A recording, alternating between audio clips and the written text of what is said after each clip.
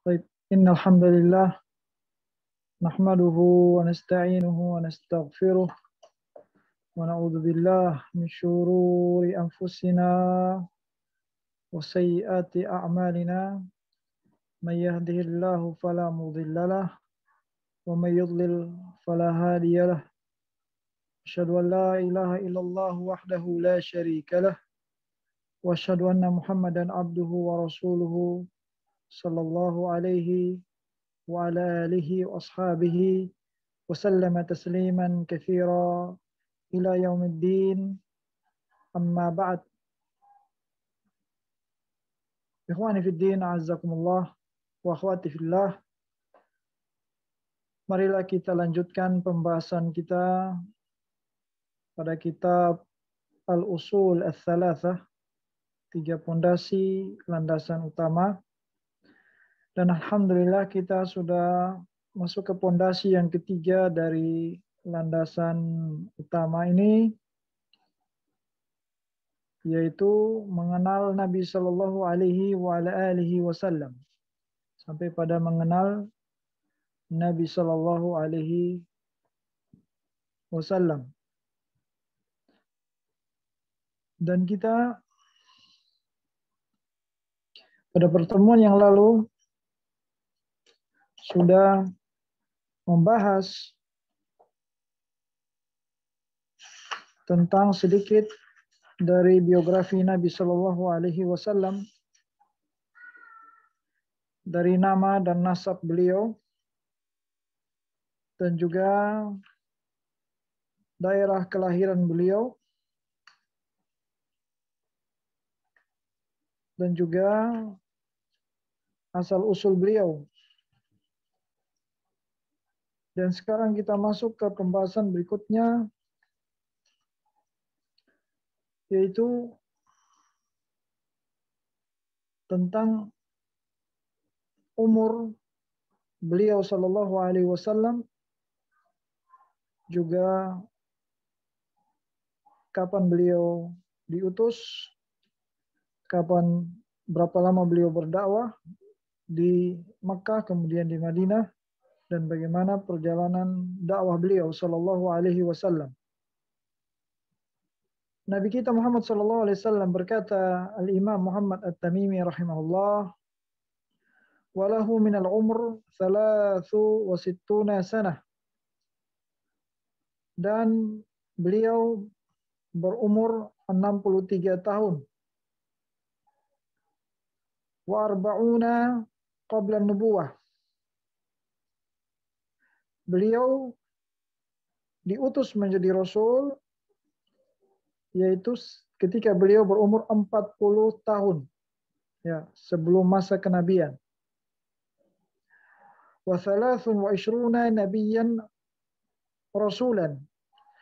Dan setelah itu beliau diutus di umur 40 tahun, dan beliau menjadi nabi dan rasul selama 23 tahun. Nah, beliau berjabat sebagai nabi dan rasul sampai beliau meninggal dunia selama 23 tahun. Nubbiya bi Iqra. Nabi Shallallahu Alaihi Wasallam diangkat sebagai nabi dengan surat Iqra. Iqra bismi rabbikal ladzi khalaq.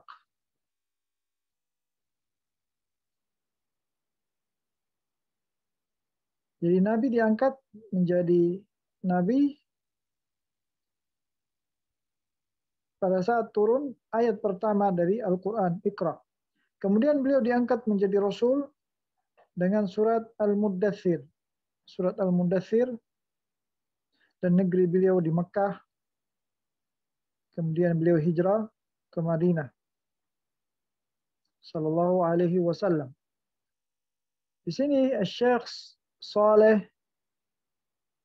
bin Abdullah Al-Fauzan hafizahullah ta'ala menjelaskan, wulida Nabi sallallahu alaihi wasallam fi Makkah. Nabi sallallahu alaihi wasallam lahir di Makkah, dan beliau istarda'u fi Bani Sa'ad indah Nabi sallallahu alaihi wasallam Saat itu beliau disusui oleh ibu susuannya di negeri Bani Sa'ad. Dan Nabi SAW setelah beliau dilahirkan, beliau pun dikirimkan ke Bani Sa'ad kepada salah satu ibu susuan Nabi SAW yang bernama Halimah Sa'diyah. Dan mata Abdullah, ayah Nabi SAW yang bernama Abdullah, meninggal dunia wa huwa fi batni ummi. Dan Nabi SAW masih di perut ibunya. Artinya Nabi belum lahir, ayahnya udah meninggal, yaitu Abdullah namanya. Thumma matat ummuhu ba'da wiladatihi biqalil. Kemudian tak lama kemudian ibunya meninggal. Ibunya Nabi Shallallahu Alaihi Wasallam meninggal dunia. Berkisar ketika Nabi Shallallahu Alaihi Wasallam di antara umur 4 tahun. Ya, ada yang mengatakan Nabi berumur 4 tahun, ibunya udah meninggal. Di dalam riwayat yang lain di umur 6 tahun. Ibunya meninggal setelah Nabi masih belum balik, masih umur 4 sampai 6 tahun. Maka setelah ibunya meninggal, Nabi SAW diasuh oleh atau dititipkan kepada Ummu Aiman. Ummu Aiman ini Al-Habasyiyah adalah salah satu budak ayahnya. Kemudian setelah itu, setelah dari Ummu Aiman, Rasulullah SAW dititipkan ke kakeknya. Kakeknya yaitu Abdul Muttalib. Setelah Abdul Muttalib meninggal dunia, maka berpindahlah asuhan ke tangan pamannya. Pamannya Nabi SAW yaitu Abu Talib. Abu Talib, pamannya Nabi SAW yang mengasuh Nabi setelah kakeknya meninggal dunia. Thumma mata Abdul Muttalib, Abu Talib. Nah, jadi Nabi SAW diasuh sampai balik oleh Abu Talib. Ya, sampai Nabi diutus sebagai Nabi. Dan Abu Talib sempat membela agamanya Nabi SAW di saat beliau berdakwah, tapi Abu Talib tetap di atas agamanya, yaitu agama musyrik, sampai dia meninggal dunia dan tidak sempat masuk Islam. Dan Nabi SAW di umur 40 tahun beliau diutus menjadi Nabi SAW. Jadi sebelum Nabi SAW berumur 40 tahun itu di masa-masa Nabi sebelum diutus, sekitar Nabi SAW masih belasan tahun, ya. Nabi SAW dikenal oleh orang-orang Quraisy dengan amanat, sifat-sifat terpuji Nabi SAW. Di antaranya amanat, beliau jujur di dalam bicara, tidak pernah beliau berbohong. Dan beliau orang yang sangat dermawan, sangat membantu orang-orang yang sulit. Ya, Nabi SAW juga dikenal tidak pernah menyembah berhala selama beliau belum diutus menjadi Nabi. Sampai beliau diutus menjadi Nabi SAW. Dan beliau dikenal dengan orang yang menjauhi segala perbuatan-perbuatan maksiat yang dilakukan oleh orang-orang Quraisy seperti meminum khamr dan lainnya. Nabi SAW menjauhi hal tersebut. Padahal beliau belum menjadi Nabi, sudah dikenal dengan sifat-sifat mulia. Sampai Nabi SAW sendiri sebelum diutus, beliau sering menjauhkan diri dari orang-orang kafir Quraisy yang sering menyembah berhala, yang minum khamar. Beliau menjauhkan diri menuju Gua Hira. Ini dikenal Nabi SAW itu dikenal menjauhkan diri dari mereka untuk beribadah di Gua Hira. Beberapa hari beliau menyembah Allah Azza wa Jalla, menjalankan agamanya Nabi Ibrahim. Beliau benar-benar mentauhidkan Allah, tidak menyembah selain Allah Azza wa Jalla sampai beliau diutus di umur 40 tahun. Maka turun wahyu kepadanya di umur 40 tahun kepada beliau sallallahu alaihi wasallam. Yaitu kejadiannya ketika Nabi berada di Gua Hira, datang malaikat Jibril dan mengatakan kepada Nabi sallallahu alaihi wasallam, "Iqra." Nah, ini ayat pertama, kalimat pertama yang dikatakan oleh Jibril. Iqra, bacalah. Tapi Nabi SAW pun mengatakan, ma ana biqari.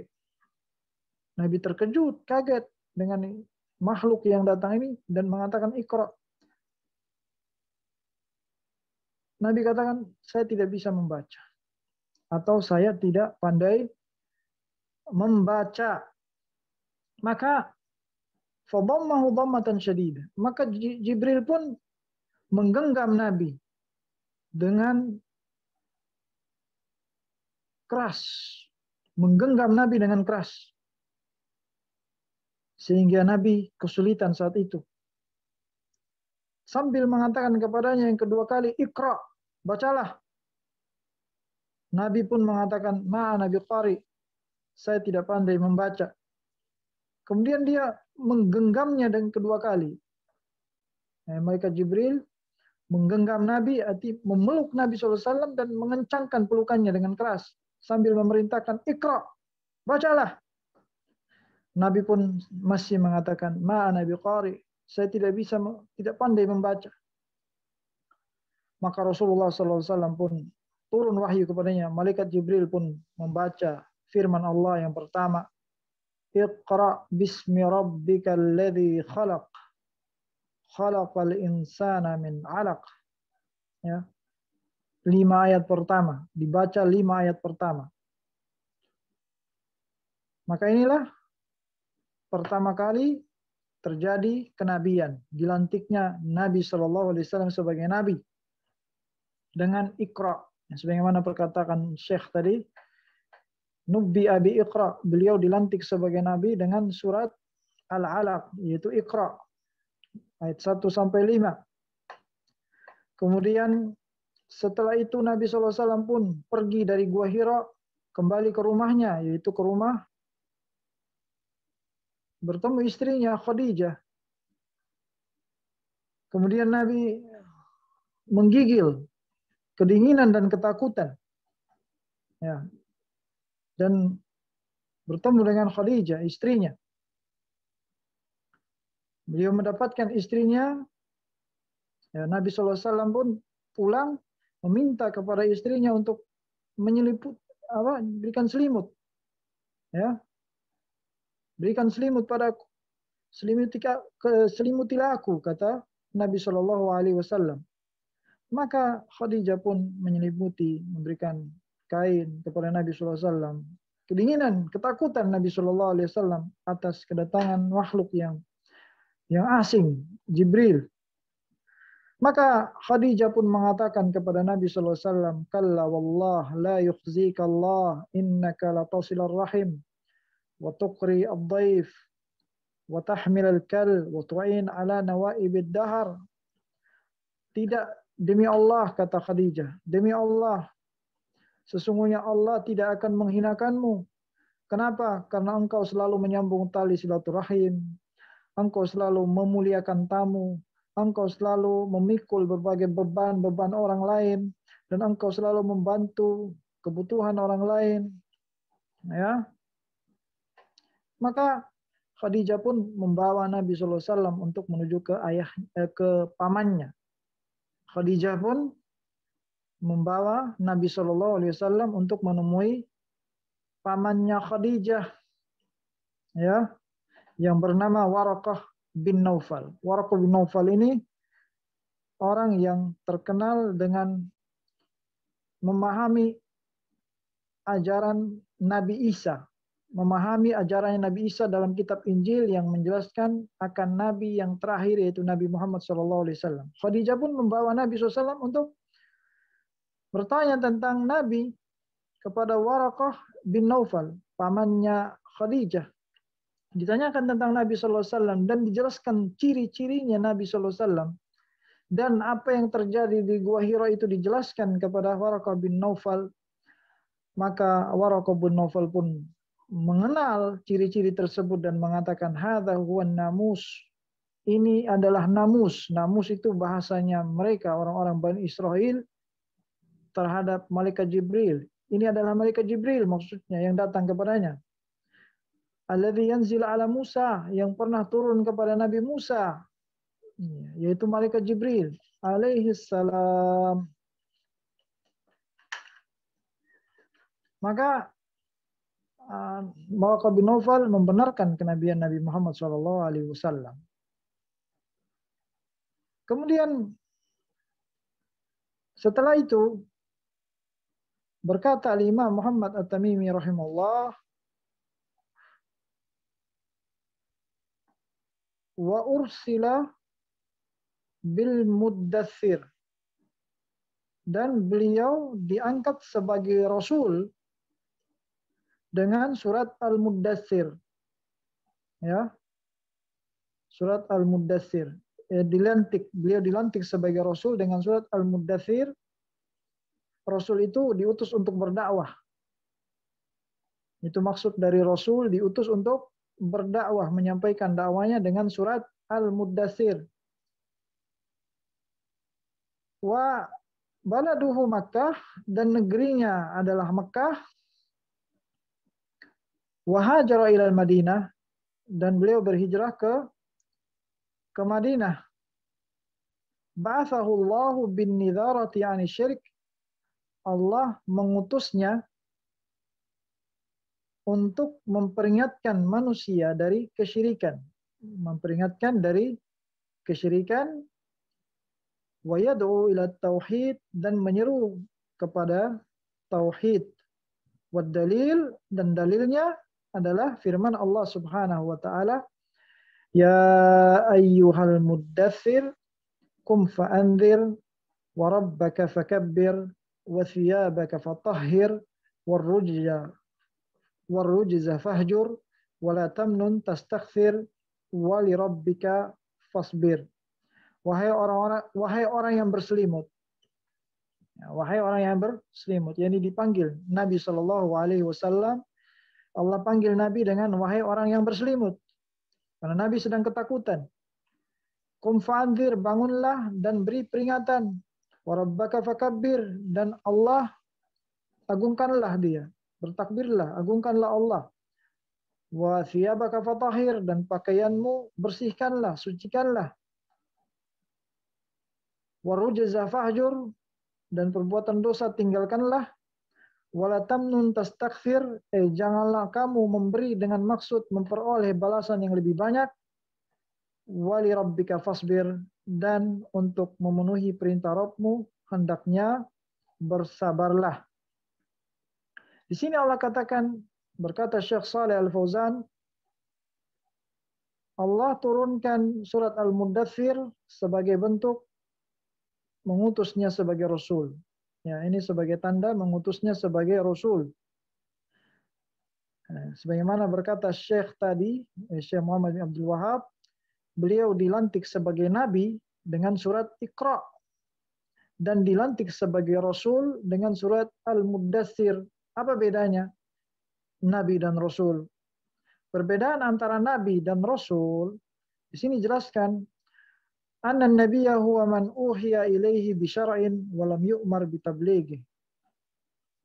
Ini perlu kita ketahui bahwa yang dimaksudkan dengan nabi adalah orang yang diutus dan diwahyukan dengan satu buah syariat, ya, dengan satu buah syariat, tapi tidak diperintahkan untuk mendakwahkannya. Itu arti nabi. Nabi yang Allah utus dengan satu buah syariat, tapi tidak diperintahkan untuk mendakwahkan manusia kepada syariat tertentu yang telah disebutkan. Adapun Rasul adalah huwa man uhiya ilaihi bi syar'in wa umira bi tablighih. Dia Rasul adalah yang diutus oleh Allah Subhanahu wa taala dan diwahyukan dengan membawa syariat dan diperintahkan untuk menyampaikan syariat itu. Diperintahkan untuk berdakwah, itu Rasul. Ya.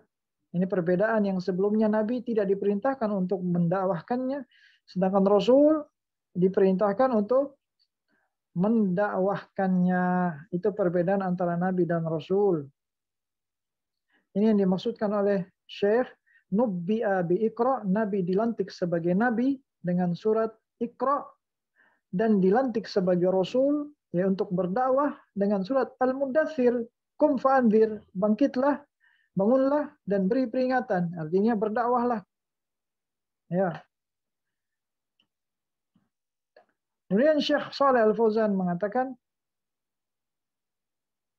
dan Nabi SAW diutus sebagai Rasul karena beliau membawa syariat dan juga membawa kitab. Nah, ini ciri-ciri Rasul. Rasul membawa kitab. Ya. Yang dimana kitab itu terdapat syariat yang diperintahkan untuk menyampaikannya kepada manusia.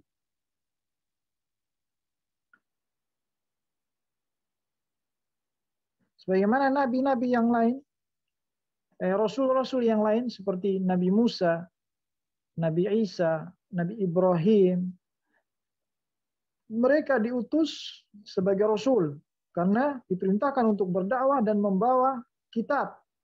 Ya, itu Rasul. Adapun Nabi yang bukan Rasul, dia hanya membawa syariat yang Allah berikan syariat tertentu, tapi tidak diperintahkan untuk menyampaikannya. Atau dengan kata lain, Nabi itu membawa syariat yang tidak baru. Artinya syariat yang telah diberikan kepada Rasul sebelumnya. Kemudian dia membawa syariat itu atau memegang syariat itu dan mengamalkannya untuk dirinya. Itu Nabi. Contohnya disebutkan oleh Syekh Shalih Al-Fauzan di antara ciri-ciri Nabi, yakni wan nabiyyu ba'ats bi syar'in man qablahu. Para nabi itu yang bukan rasul, nabi diutus dengan membawa syariat rasul yang sebelumnya dan kitab rasul yang sebelumnya. Seperti para nabinya Bani Israel. Nah, para nabinya Bani Israel setelah diutusnya Nabi Musa. Mereka membawa syariatnya Nabi Musa untuk mereka amalkan. Ya. Mereka membawa syariatnya Nabi Musa untuk mereka amalkan.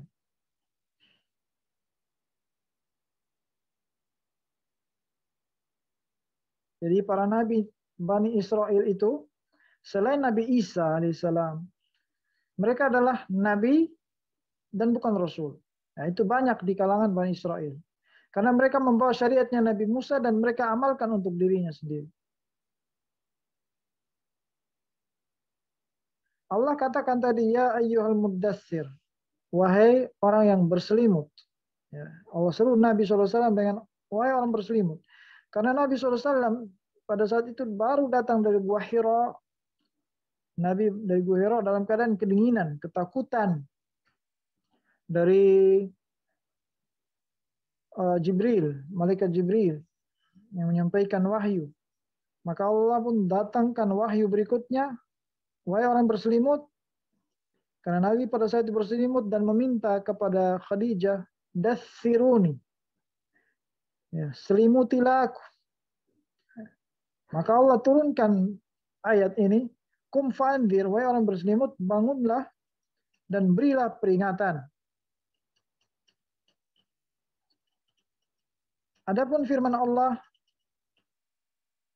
waliba wa rabbaka fakabbir, dan Tuhanmu agungkanlah, Wa thiyabaka fatahhir, dan pakaianmu, bajumu, hendaklah engkau sucikan. Artinya apa di sini bajumu hendaklah engkau sucikan? Maksudnya amalan-amalanmu. Amalan-amalanmu. Ini maksud dari thiyabak, pakaianmu, maksudnya amalanmu sucikanlah ia. Artinya dari kesyirikan. Karena amalan bisa disebutkan dengan siap, ya. Karena Allah katakan dalam ayat yang lain, walibasut taqwa dzalika khair. Dan pakaian takwa itu lebih baik. Maksudnya amalan. Warrujza fahjur. Allah katakan warrujza. Rujza artinya berhala-berhala. Itu arti ar-rujza. Ya, ar-rujza dalam firman Allah Ta'ala artinya berhala-berhala. Fahjur, tinggalkanlah berhala-berhala itu. Dan jauhkan dirimu dari berhala. Jadi Allah Subhanahu wa taala ketika Allah mengutus Rasul sallallahu alaihi wasallam di umur 40 tahun, beliau tinggal di Makkah selama 23 tahun lamanya. Beliau berdakwah di Makkah dan Madinah selama 23 tahun. Di Makkah beliau berdakwah selama 13 tahun, sedangkan di Madinah beliau berdakwah selama 10 tahun. Lihatlah, selama 13 tahun beliau di Makkah, beliau hanya fokus berdakwah kepada tauhid. Dan agar manusia meninggalkan berhala, meninggalkan sesembahan selain Allah Azza wa Jalla. Dan di Makkah Nabi SAW selama 13 tahun beliau berdakwah, beliau menemukan berbagai macam pertentangan dari orang-orang musyrik, gangguan dari mereka, dan gangguan juga untuk orang-orang yang beriman dari kalangan sahabat-sahabat Nabi radhiyallahu anhum. Dan mereka, Nabi SAW bersama para sahabatnya menemukan berbagai macam gangguan dan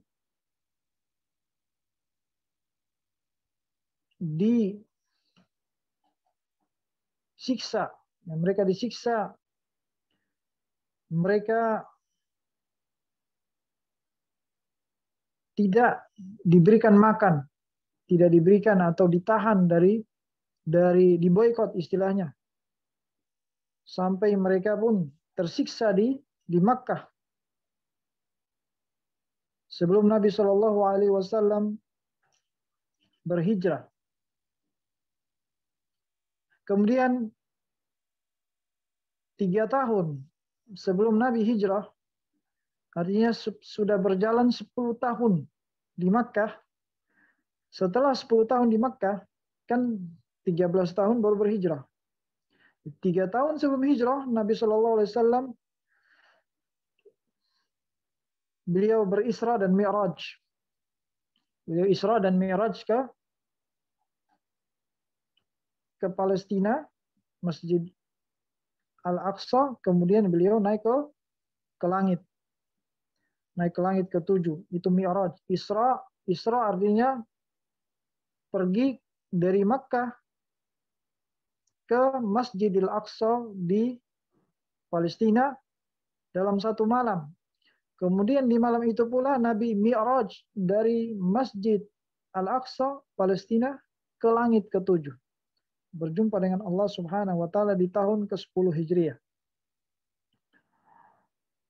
Di sana Nabi SAW di langit, ketika beliau mi'raj, beliau SAW diberikan satu syariat dari Allah Subhanahu wa taala, yaitu syariat salat. Diperintahkan salat 5 waktu. Jadi salat 5 waktu diturunkan perintahnya langsung dari Allah kepada Nabi SAW tanpa perantara malaikat Jibril. Langsung Nabi SAW mendengarkan perintah dari Allah Subhanahu wa taala di langit ketika Nabi sampai ke langit ke-7 dan diperintahkan untuk melakukan 5 salat dalam sehari. Namun ketika Nabi turun ke langit Yang pertama, Nabi SAW bertemu dengan Nabi Musa. Di situ Nabi Musa meminta kepada Nabi agar Nabi kembali kepada Allah untuk meminta dikurangi beban sholat. Karena awal kali Allah perintahkan kepada Nabi SAW itu bukan 5 sholat, tapi 50 sholat dalam sehari. Jadi awal kali Allah perintahkan kepada Nabi SAW adalah melakukan sholat selama 50 kali dalam sehari. Sebanyak 50 kali dalam sehari. Sholat 50 waktu.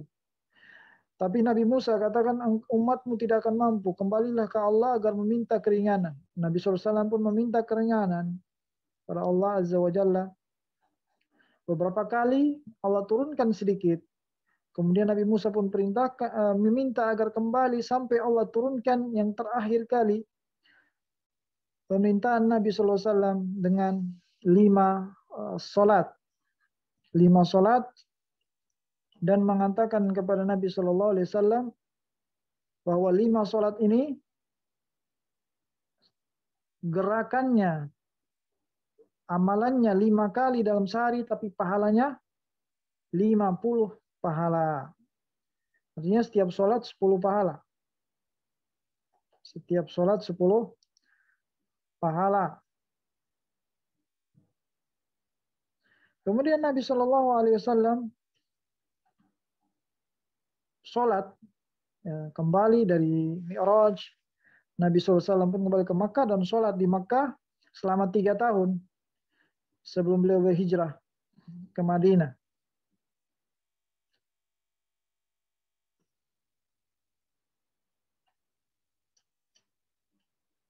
Kemudian orang-orang Quraisy merencanakan untuk membunuh Nabi SAW sebelum Nabi hijrah ke Madinah. Maka Nabi SAW berhijrah secara sembunyi-sembunyi ke Madinah.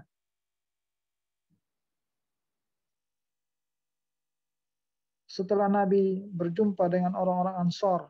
Orang-orang Ansar itu orang-orang yang ada di Madinah yang pergi berhaji ke Makkah dan berjumpa dengan Nabi SAW, dan orang-orang Ansar yang ada di Madinah pun beriman kepada Nabi SAW dan berjanji mereka akan menolong Nabi SAW ketika Nabi berhijrah ke negeri mereka, yaitu negeri Madinah. Dan Nabi SAW pun berhijrah ke Madinah. Beliau tinggal di sana selama di Madinah 10 tahun beliau berdakwah sampai beliau wafat. Jadi jumlahnya seluruhnya di Makkah dan Madinah beliau berdakwah 23 tahun.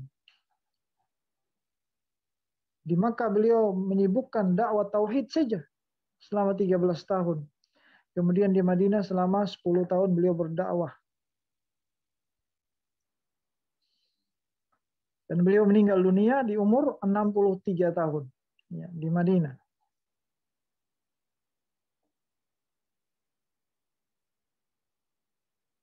Jadi umur Nabi SAW di dalam beliau berdakwah yaitu 23 tahun. Ya, beliau berdakwah selama 23 tahun di Makkah dan Madinah. Dan inilah keberkahan yang Allah berikan kepada Nabi SAW di dalam berdakwah selama waktu yang 23 tahun dengan menyempurnakan syariat ini. Menyempurnakan syariat yang mulia ini dengan lengkap selama 23 tahun.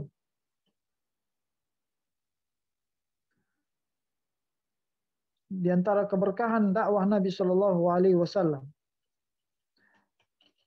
Dan juga tentunya dengan sebelumnya dengan pertolongan Allah Subhanahu wa taala kepada beliau. Dan Allah menolong agamanya. Dengan dakwah beliau yang selama 23 tahun Allah menolong agamanya sampai menyebar ke seluruh belahan bumi. Kemudian berkata Imam Muhammad At-Tamimi rahimahullah, ba'athahu Allahu bin nidarah. Allah mengutus Nabi SAW dengan memberikan peringatan anis syirik, dari kesyirikan. Artinya di Makkah Dia berdakwah selama 13 tahun, memberikan peringatan manusia dari syirik kepada tauhid. Yang beliau berjuang selama 13 tahun di Makkah. Beginilah seorang Rasul dan juga seorang da'i.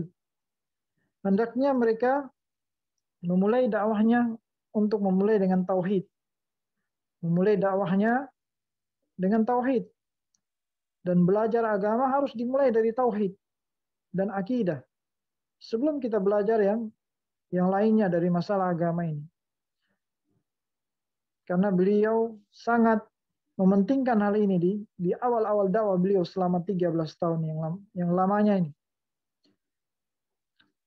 Karena tidak akan mungkin amalan-amalan kita akan menjadi baik kalau tidak baik tauhid kita.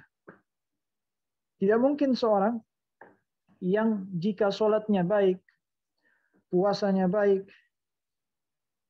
tapi dia masih belum benar tauhidnya, tidak mungkin akan baik sholat.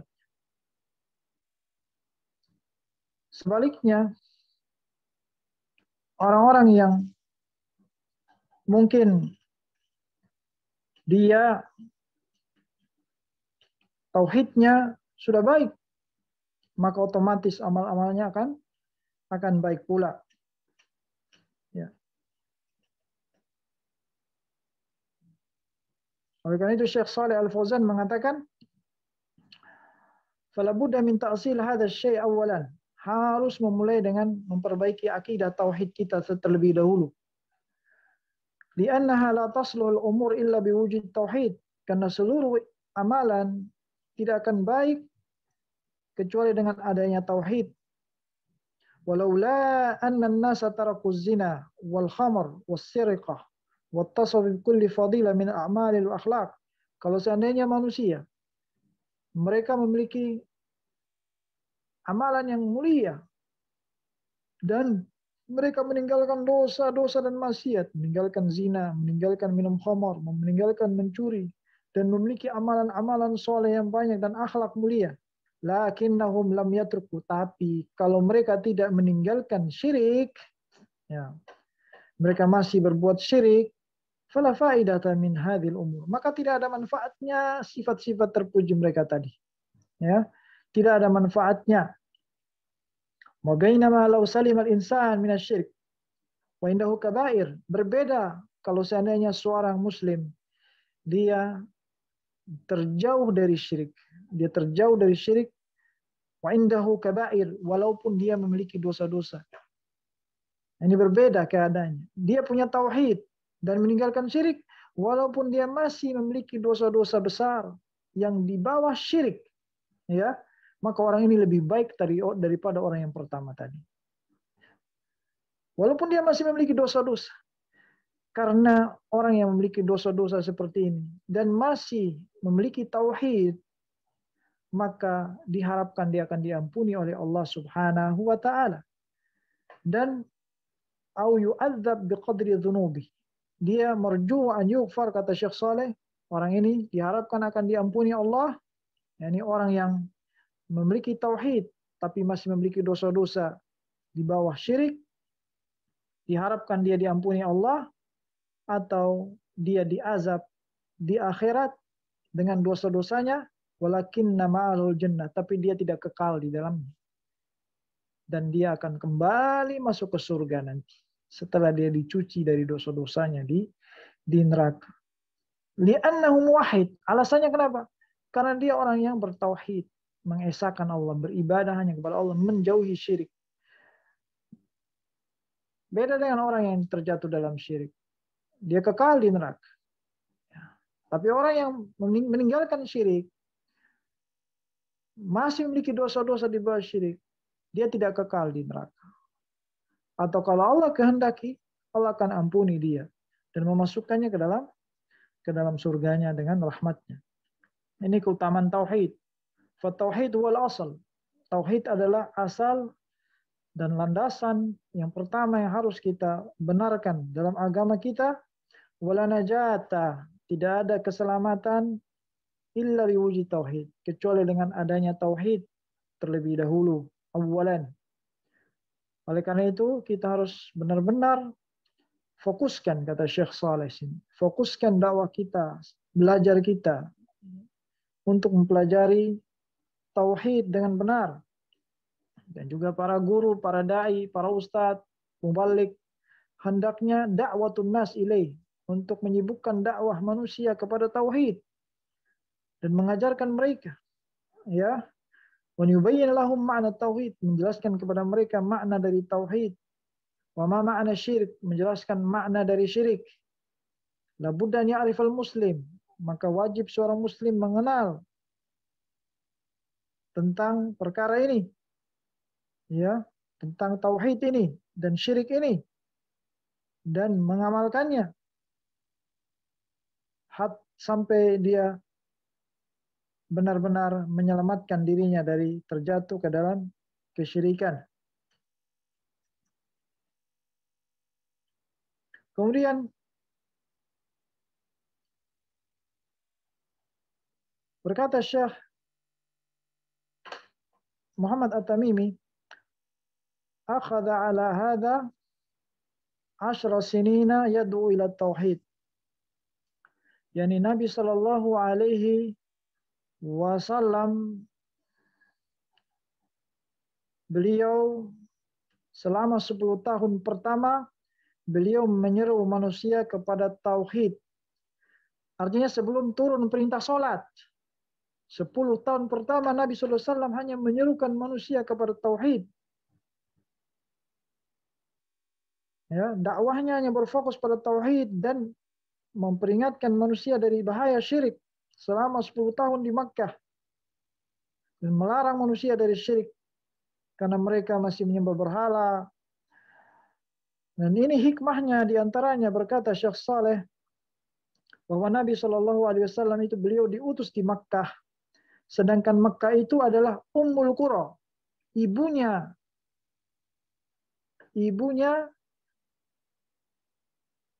Qura. Qura itu tempat, ya, intinya dari tempat, intinya negeri, ya, negeri paling intinya Allah paling jadikan negeri inti, negeri para nabi di situ.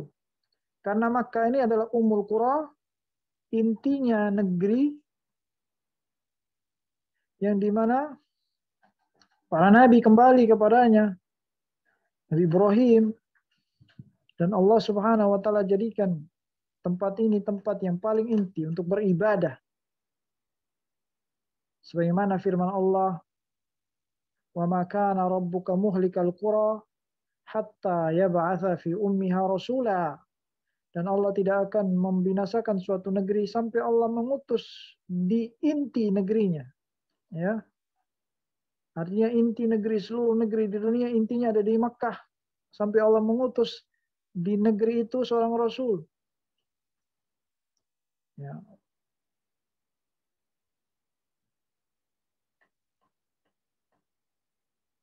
Kemudian berkata Syekh Shalih Al-Fauzan,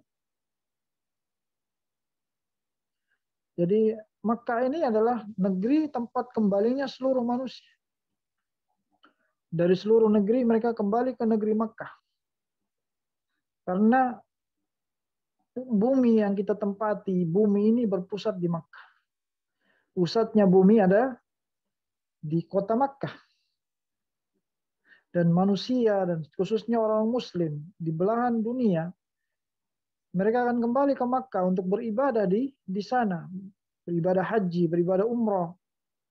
Maka dikatakan Ummul Qura, itu arti ibu atau inti dari negeri. Oleh karena itu Allah mengutus nabinya yang terakhir di situ.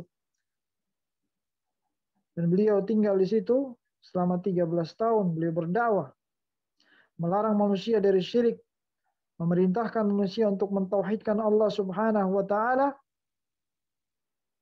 Karena ahli Makkah, berkata Syekh Saleh, humul qudwah li ghairihim. Mereka orang yang akan menjadi qudwah, menjadi contoh, panutan, tauladan bagi yang lainnya. Nabi mengajak ahli Makkah untuk kembali kepada Allah karena mereka akan menjadi contoh bagi yang lainnya. Maka oleh karena itu berkata Syekh Saleh, yajibu an tabqa Makkah ila qiyamis sa'ah. Makkah ini akan tetap menjadi negeri Islam sampai hari kiamat. Ya, daran lit tauhid, menjadi negeri tauhid. Makkah akan terus menjadi negeri tauhid sampai hari kiamat, tidak akan dikuasai oleh orang kafir. Wa manaran lid da'wah, sebagai negeri inti, markas untuk berdakwah. Dan Allah Subhanahu wa taala akan menjauhkan dari kota Makkah orang-orang yang menyelisihi dakwah Nabi Shallallahu alaihi wasallam. Allah akan menjauhkan orang-orang yang ahli syirik dari Makkah, ahli bid'ah dari Makkah, ahli khurafat. Allah akan jauhkan mereka dari Makkah.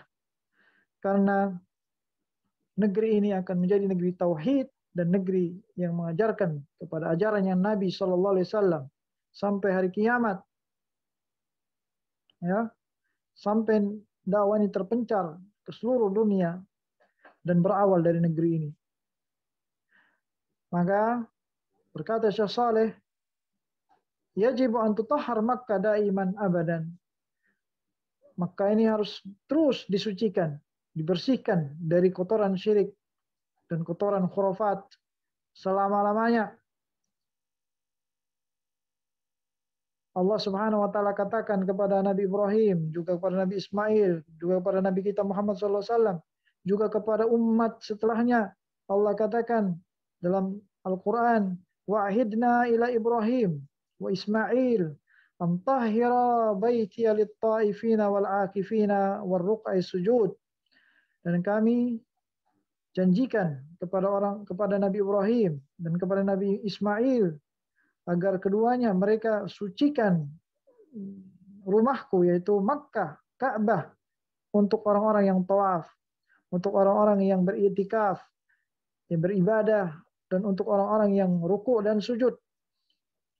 Maka negeri Makkah ini wajib disucikan, dibersihkan dari setiap yang menyelisihi Islam, sampai negeri ini akan tegak agamanya, dakwahnya, dan tersebar dakwah ke seluruh belahan bumi, mulai dari negeri ini.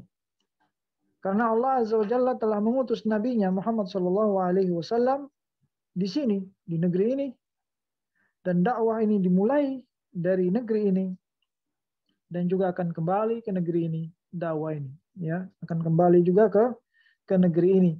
Nabi sallallahu tinggal di Makkah 13 tahun lamanya beliau berdakwah kepada tauhid.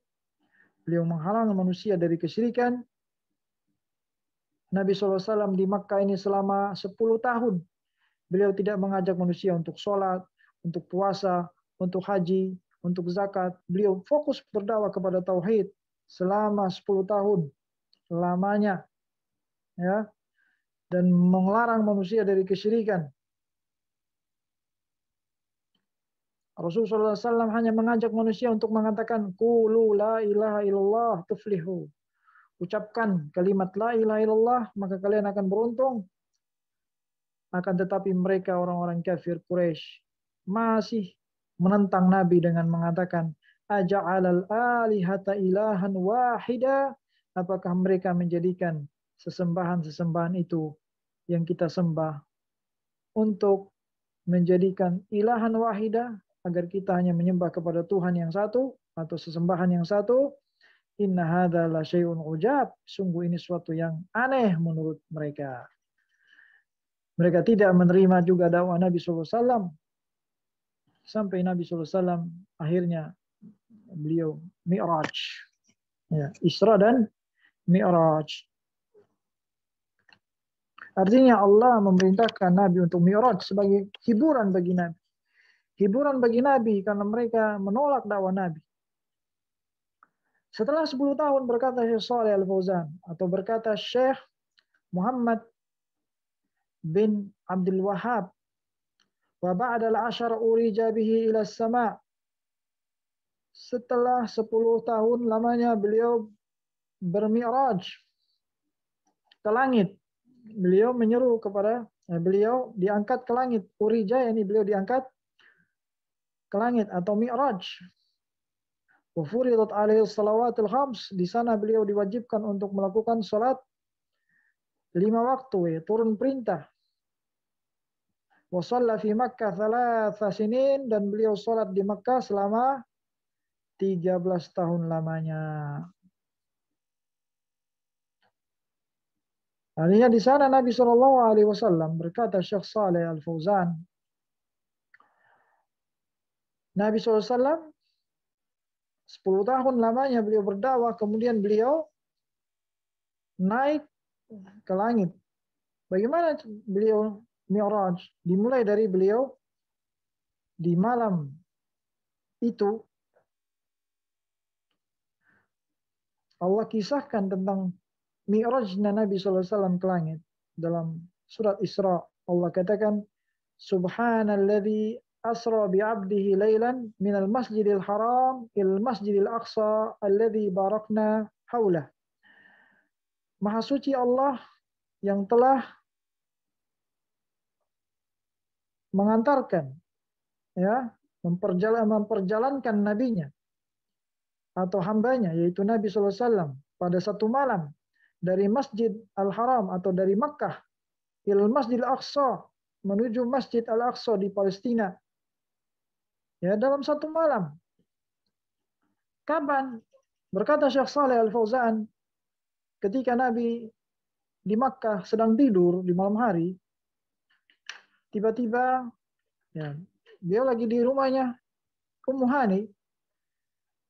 Di sana datang kepada Nabi SAW di malam itu Jibril, malaikat Jibril alaihi assalatu wassalam.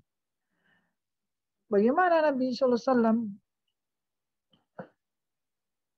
ketika itu datang ke rumah Nabi SAW, malaikat Jibril bersama seekor binatang yang disebutkan dengan istilah buraq, binatang tunggangan dari langit. Dan di mana buraq dinamakan tunggangannya Nabi SAW ini buraq, namanya buraq. Buraq ini dia berbentuk, berkata Syekh Shalih Al Fauzan, aqallu minal baghal wa fawqal himar.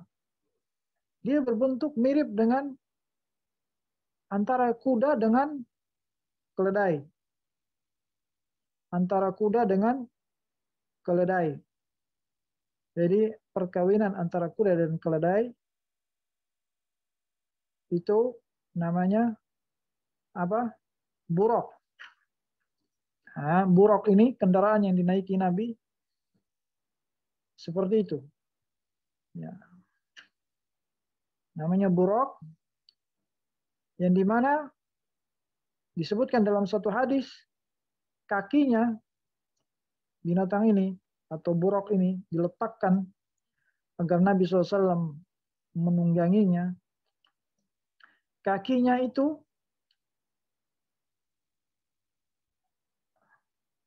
atau langkahnya diperlihatkan oleh Nabi SAW atau diperlihatkan kepada Nabi SAW sejauh mata memandang. Sejauh mata memandang. Luar biasa. Langkah kakinya sejauh mata memandang. Fa'urkiba alaihi. Kemudian Nabi SAW menungganginya.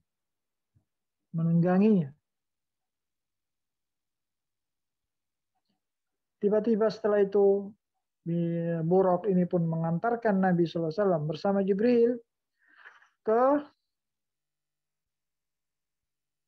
Palestina. Ke Palestina, yaitu Masjidil Aqsa, dalam satu malam, sebentar, tidak lama. Setelah itu Nabi SAW sampai ke Masjidil Aqsa. Di Masjidil Aqsa, Rasulullah SAW masih bertemu dengan para nabi.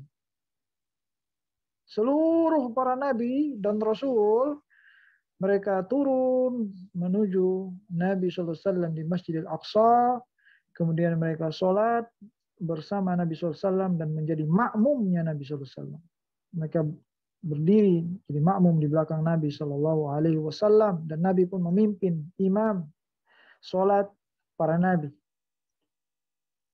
Kemudian setelah itu Nabi Shallallahu Alaihi Wasallam pun naik ke langit dari Masjid Al-Aqsa. Dan Nabi pun berjumpa di langit, di setiap langit para nabi. Setiap langitnya Nabi berjumpa dengan para nabi, mulai dari langit pertama sampai ke langit ketujuh. Sampai Nabi SAW pun di langit ketujuh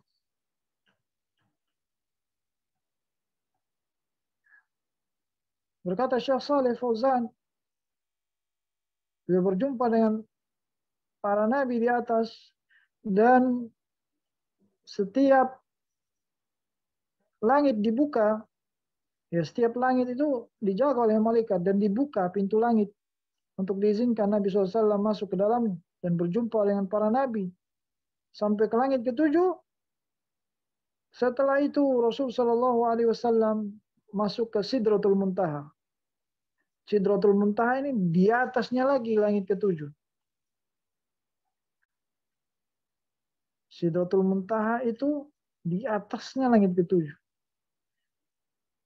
Yang disebutkan oleh Nabi SAW sendiri, perjalanan dari bumi ke langit selama 500 tahun. Disebutkan dalam satu hadis, perjalanan dari langit atau dari bumi ke langit selama 500 tahun perjalanan. Antara langit ke langit berikutnya perjalanan selama 500 tahun perjalanan. Disebutkan juga tebalnya langit, lapisan langit, setiap langit lapisannya tebalnya selama 500 tahun perjalanan, sebagaimana disebutkan dalam hadis yang sahih. Sampai di Sidratul Muntaha. Di Sidratul Muntaha Nabi Shallallahu Alaihi Wasallam menerima wahyu di situ dari Allah Subhanahu Wa Taala. Artinya Allah,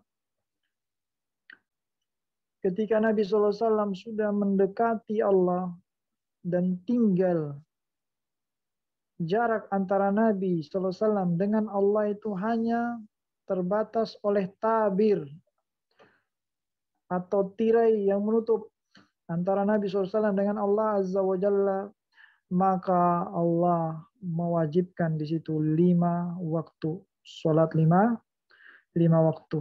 Mulai dari 50 sholat sampai diringankan menjadi 5 sholat. Ya.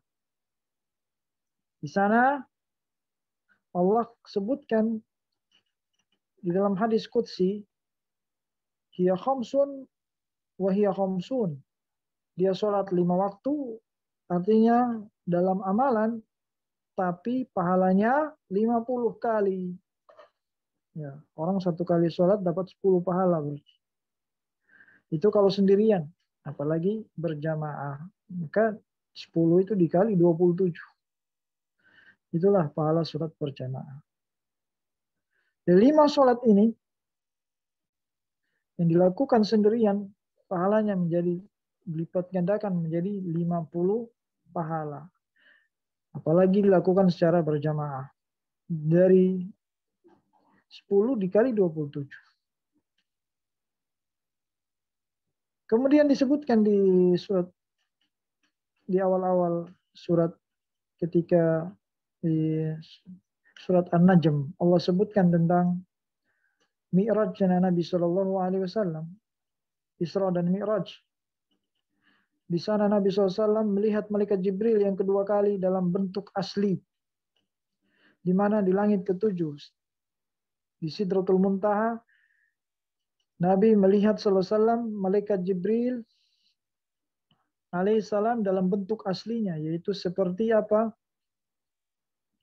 Malaikat Jibril adalah makhluk yang memiliki 600 sayap. 600 sayap, setiap sudut sayapnya menutupi ufuk timur dan ufuk barat. Setiap sayapnya menutupi ufuk timur dan ufuk barat. Yang sangat besar, sangat agung. Pertama kali Nabi SAW melihat malaikat Jibril dalam bentuk aslinya ketika beliau diutus pertama di Gua Hira. Yang kedua kali Nabi melihat malaikat Jibril di Sidratul Muntaha ketika beliau mi'raj ke langit, diangkat ke langit. Itu dalam bentuk aslinya. Adapun selainnya Nabi melihat malaikat Jibril dalam bentuk yang tidak asli. Bentuk manusia, ya. Terkadang menyerupai sebagian sahabat Nabi.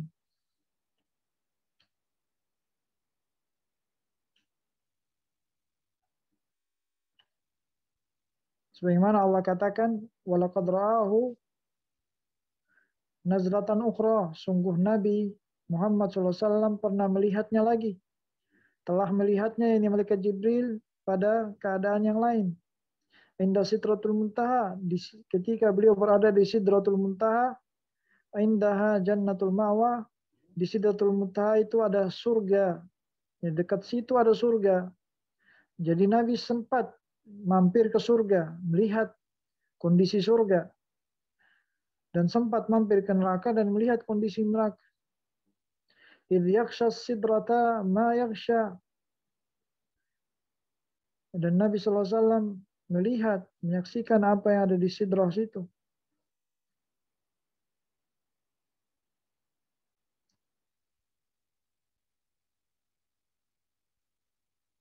Kemudian Nabi SAW turun kembali ke bumi. Dari Sidratul Muntaha, beliau turun kembali ke Masjidil Aqsa. Kemudian dari Masjidil Aqsa, Nabi SAW pun kembali ke Makkah dalam satu malam. Dalam satu malam, sebentar. Tidak 2 malam. Maka Nabi SAW pun mengabarkan kabar ini kepada para manusia. Bahwa beliau habis mi'raj. Tapi orang-orang yang kafir, mereka mengingkari. Adapun orang-orang beriman, mereka beriman terhadap kabar yang disampaikan oleh Nabi SAW. Bahwa beliau dia naikkan ke langit.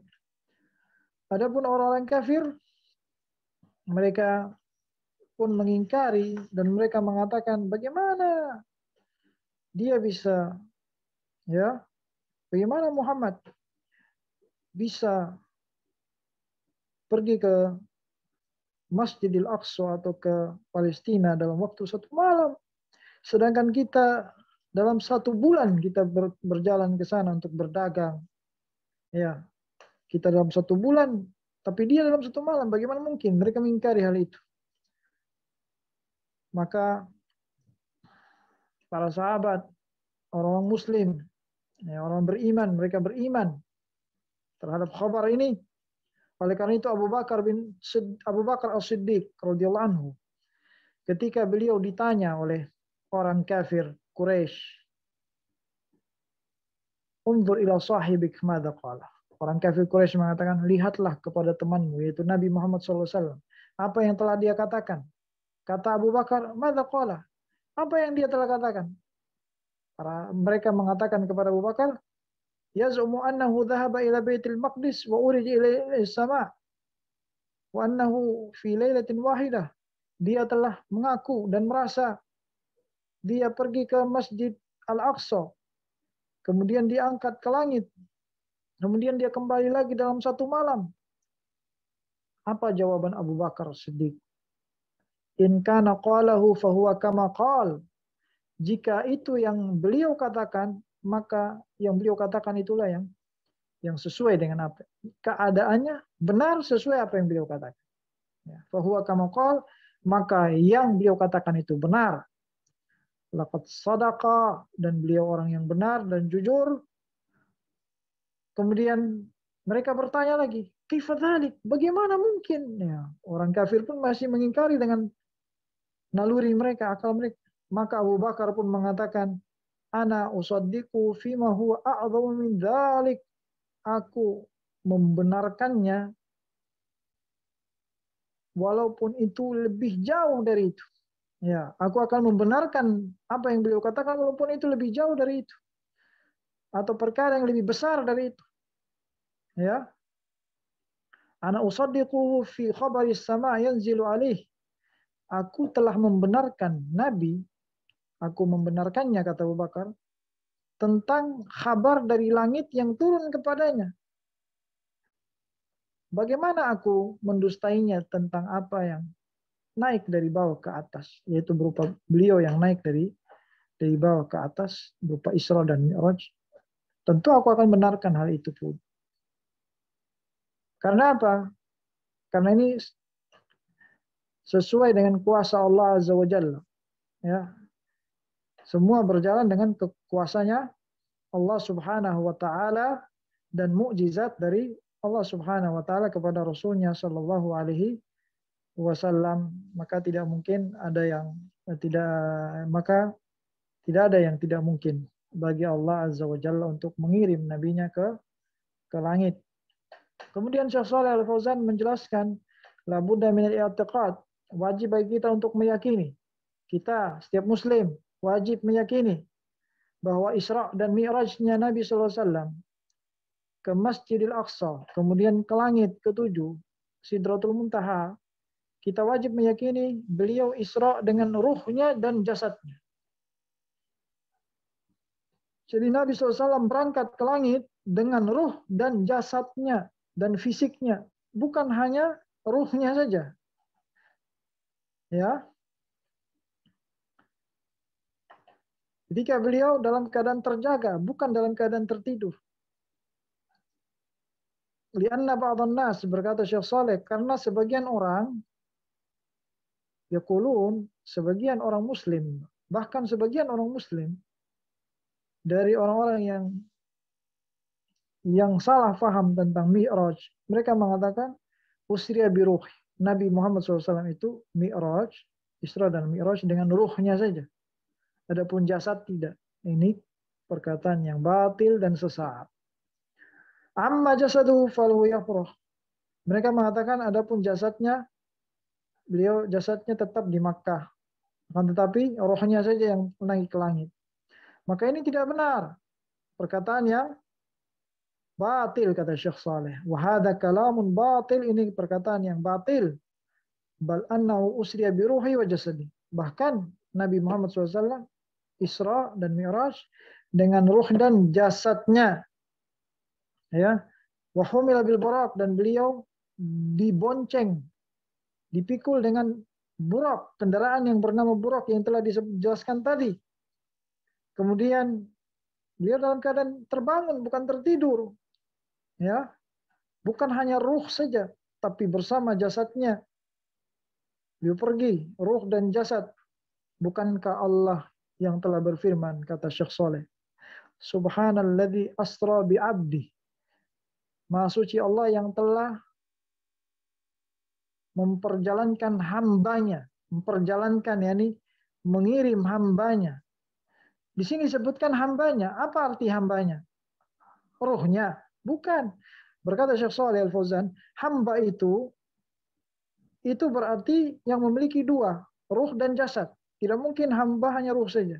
Hamba itu sesuatu yang memiliki ruh dan jasad. Dan tidak mungkin sesuatu dikatakan hamba, melainkan dia di dalamnya memiliki ruh dan jasad.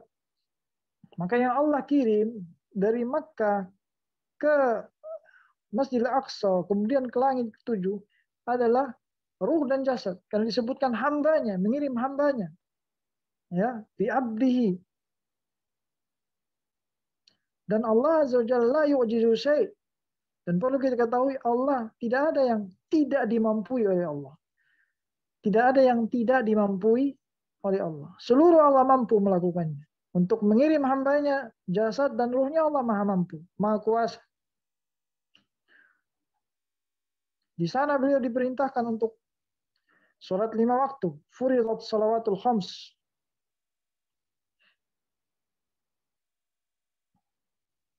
Kemudian beliau sholat 3 tahun terakhir di Mekah, 3 tahun terakhir, beliau sholat selama 3 tahun di Mekah. Di tahun 10, ke-11, dan ke-12, beliau sholat ya selama 3 tahun di Mekah.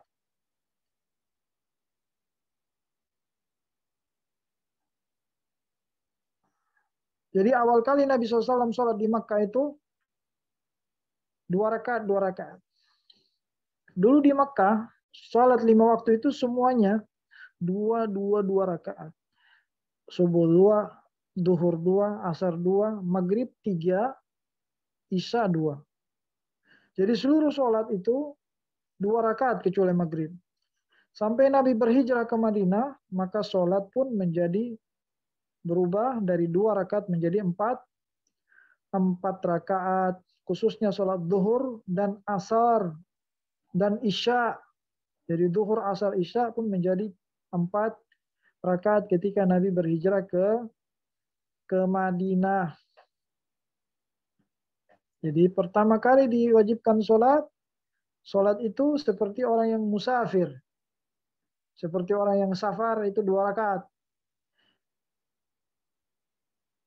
Tapi setelah Nabi berhijrah, maka sholat menjadi lengkap 4 rakaat. Ya, kecuali subuh dan maghrib. Kenapa maghrib tetap 3? Berkata Syekh Shalih Al-Fauzan, maghrib tetap 3 karena maghrib dikenal dengan sholat witirnya siang hari. Sholat witirnya sholat siang adalah maghrib. Sedangkan sholat witirnya malam hari adalah witir. Ya. Oleh karena itu sebagian ulama mengatakan sholat witir ini hukumnya sunnah muakkadah. Sunnah yang ditekankan. Artinya seorang muslim hendaknya jangan tinggalkan sholat witir walaupun 1 rakaat.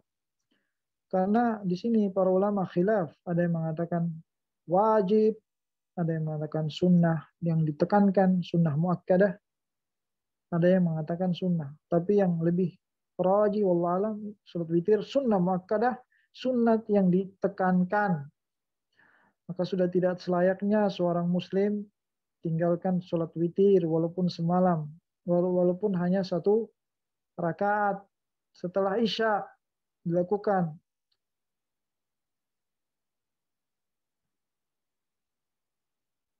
Nabi SAW, beliau tidak pernah tinggalkan sholat witir. Selama beliau hidup, tidak pernah beliau tinggalkan witir, baik dalam keadaan mukim maupun safar. Nabi selalu melaksanakan sholat witir.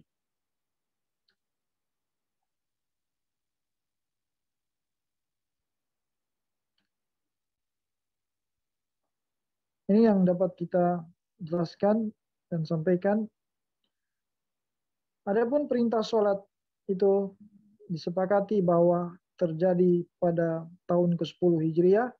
Adapun perintah-perintah yang lainnya dari syariat ibadah yang lainnya seperti zakat, haji, dan puasa itu diperintahkan dan diturunkan syariatnya ketika Nabi SAW berhijrah ke Madinah. Adapun zakat di sini khilaf. Sebagian ulama mengatakan zakat turun kewajibannya setelah perintah sholat. Sebagian ulama lagi mengatakan zakat perintahnya turun setelah Nabi berhijrah ke Madinah. Wallahu alam, ini yang bisa disampaikan. Barangkali ada yang ingin ditanyakan. Wassalamualaikum warahmatullahi Muhammad wa ala alihi washabbihi ajma'in.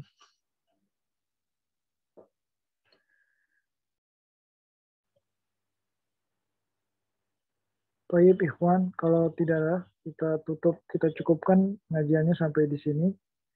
Semoga Allah berikan kepada kita taufiknya dan hidayah untuk selalu istiqomah di atas tauhid dan akidah yang benar. Wallahul muwaffiq lil jami'. Wa sallallahu wasallam ala nabiyyina Muhammad wa ala alihi wa sahbihi ajma'in. Subhanakallahumma bihamdika asyhadu an la ilaha illa anta astaghfiruka wa atubu ilaik. Wassalamualaikum warahmatullahi wabarakatuh.